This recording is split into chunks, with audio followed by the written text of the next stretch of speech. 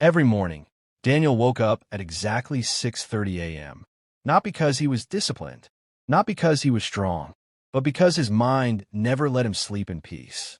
The alarm rang, but the real noise was already inside his head. "You should wake up early," one voice said calmly. "You promised yourself you would change." Another voice answered immediately, louder and more comfortable. "5 more minutes won't hurt. You worked hard yesterday. Rest." Daniel lay still, staring at the ceiling. This moment happened every single day. And every day, the same question returned. Who should I listen to? He knew the truth. He always knew it.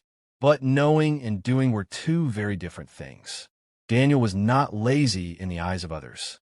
He had a job. He paid his bills. He smiled when people talked to him. But inside, he felt weak. At night, he made plans. Big plans. I will wake up early. I will read books. I will work on my goals. I will become disciplined. The plans sounded powerful at night. They made him feel proud. But morning was different. Morning was honest.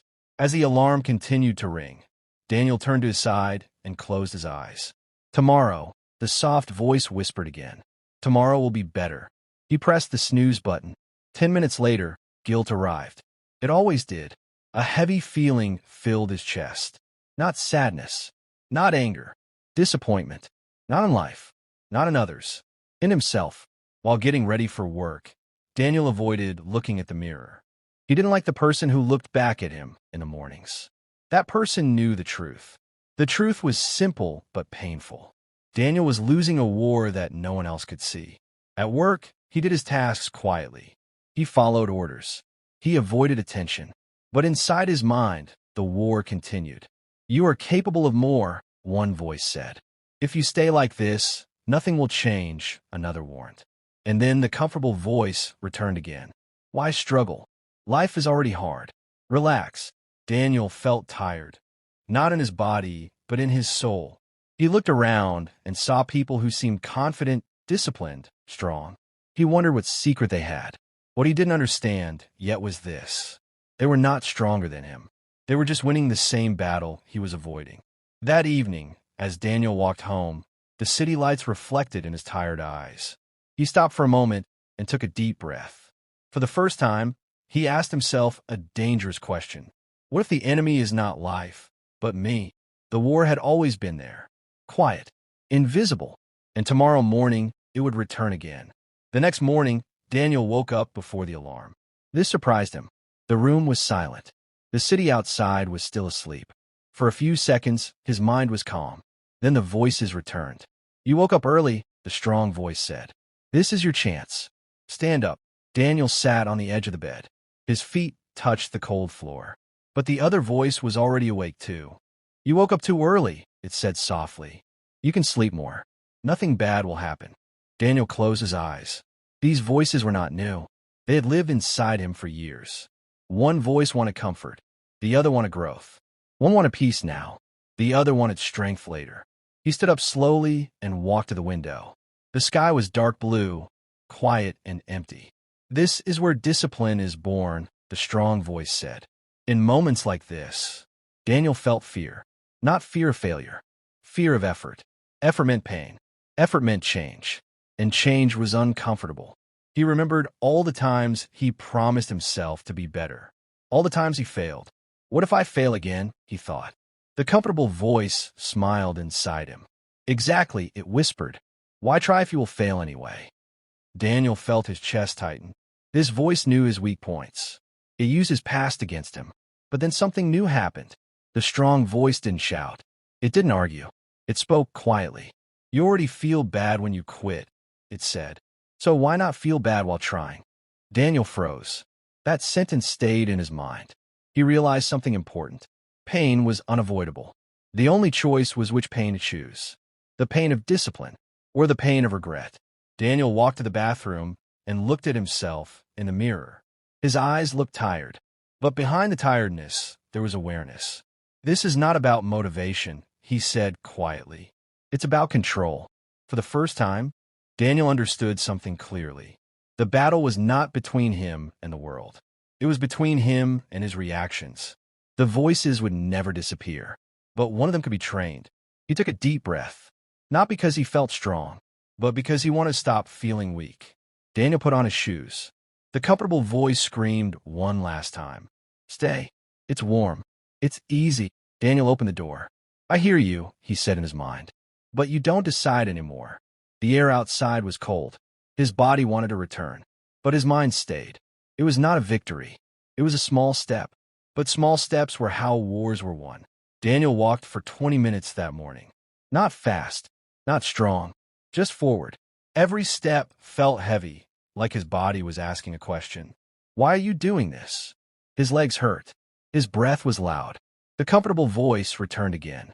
This pain is useless, it said. You're not an athlete.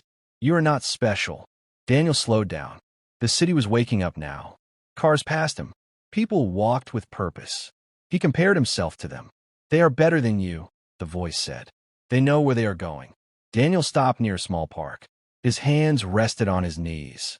For a moment, quitting felt close. Very close. Then he remembered something.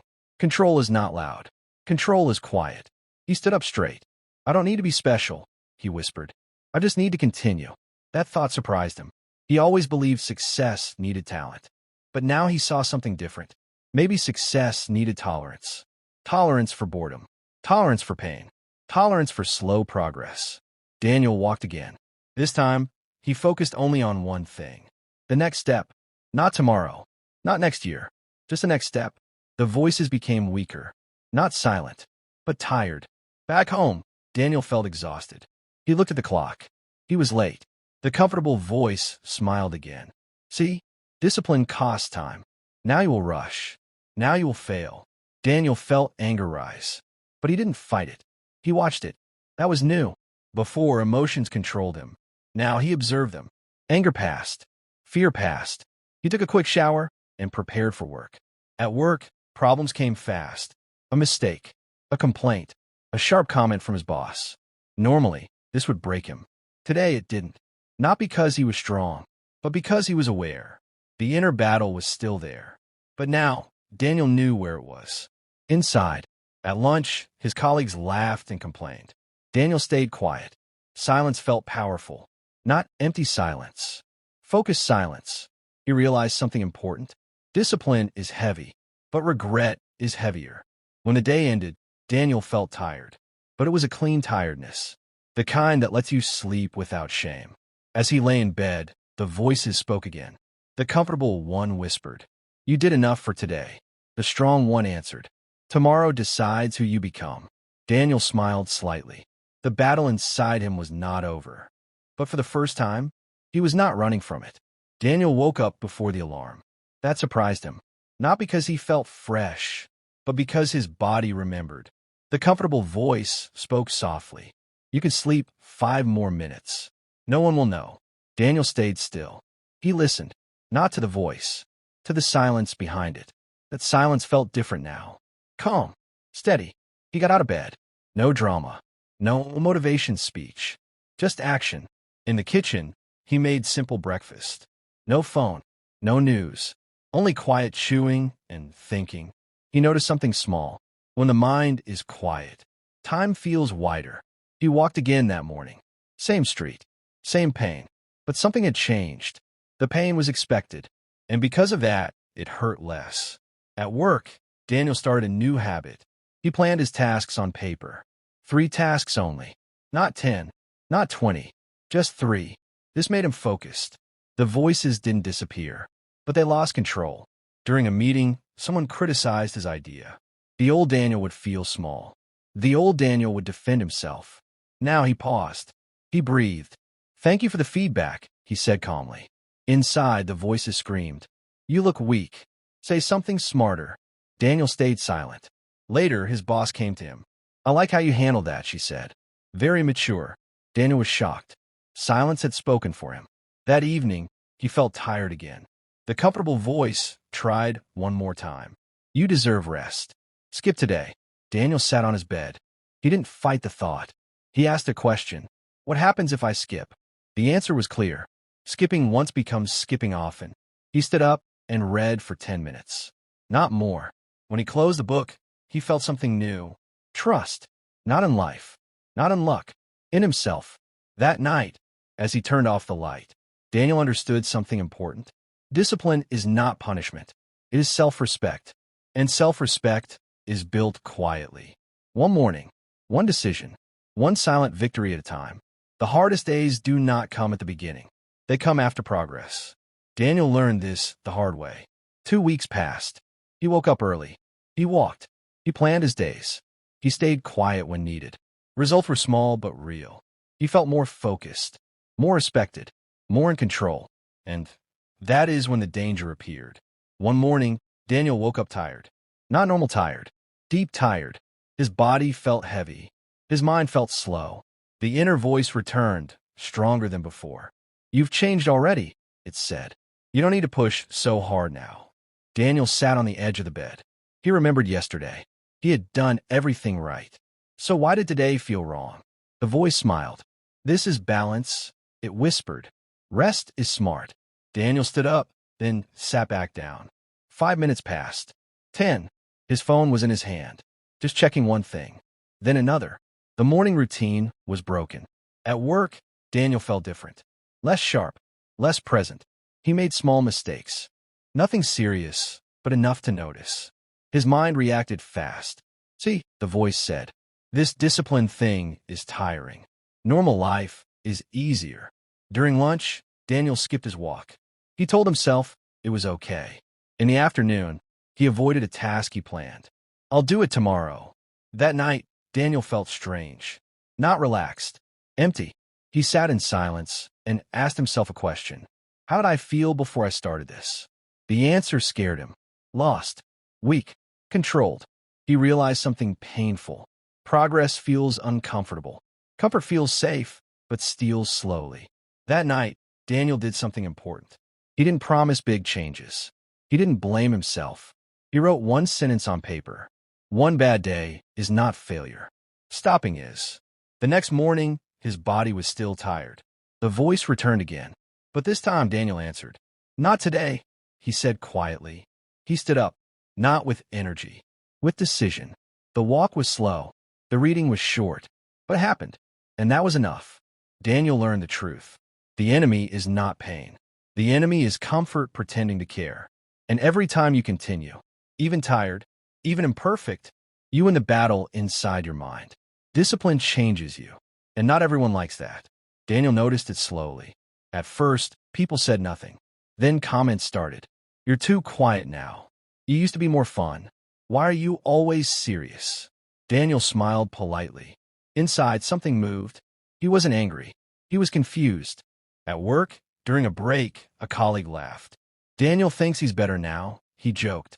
Others smiled. Not mean smiles, but not kind either. Daniel felt heat in his chest. The inner voice woke up fast.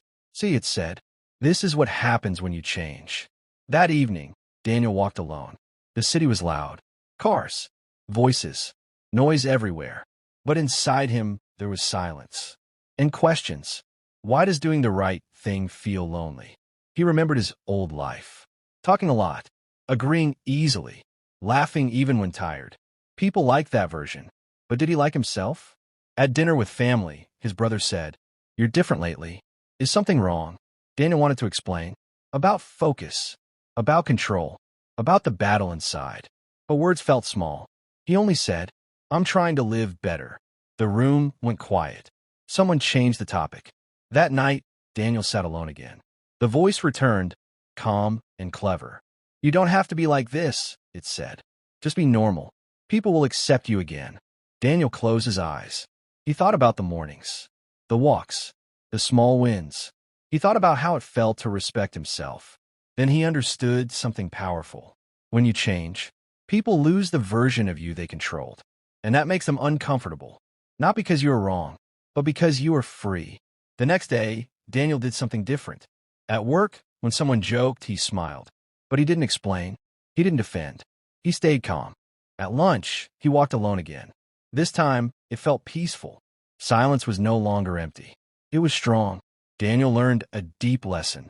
Not everyone needs to understand your journey. Some people only see the result, not the fight. And that is okay. Strength does not shout. It stays quiet and continues. The battle inside your mind gets easier when you stop fighting the outside world. For a long time, Daniel believed the voice inside his mind was the enemy. It criticized him. It created doubt. It pulled him back. But something was changing. One early morning, Daniel woke up before his alarm. The room was quiet. No phone. No noise. Only breathing. As he sat on the bed, the voice appeared again. But this time, it sounded different. "You are tired," it said. "But you are still here." Daniel noticed it. The voice was not attacking. It was observing. He went for his usual morning walk. The sky was gray but calm. Each step felt steady. The voice continued. "You chose discipline again today." Daniel stopped walking for a moment. That sentence surprised him. Before, the voice said, "You are weak. You will fail." Now it said, "You are choosing." He understood something important. The voice was never his enemy. It was untrained, like a wild horse, running in every direction. Discipline was not about killing the voice.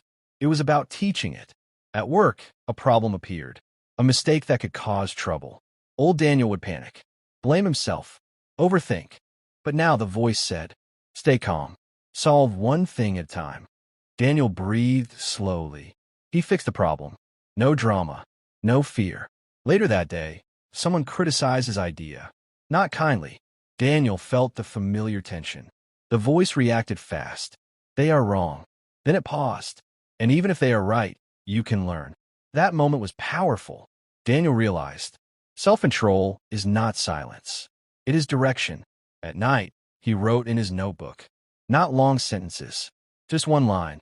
"My mind is learning to work with me." He smiled. For the first time, he trusted his thoughts. The battle was still there, but it felt different. Like training. Like growth.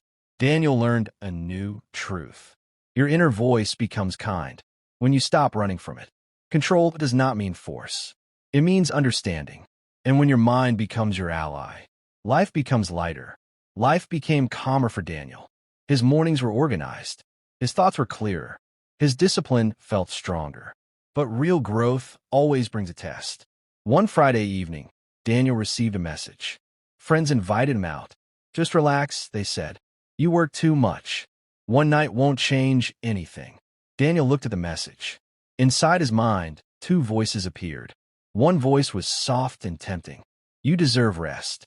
You can start again tomorrow." The other voice was quiet but firm. "You have a plan? Tomorrow depends on tonight." Daniel felt tired. Very tired. The idea of comfort felt warm. No alarm. No discipline. No effort. Just pleasure. He sat on his chair, staring at the wall. This was not about friends. This was about choice. He asked himself one question. Who do I want to be tomorrow? The room was silent. The voice returned.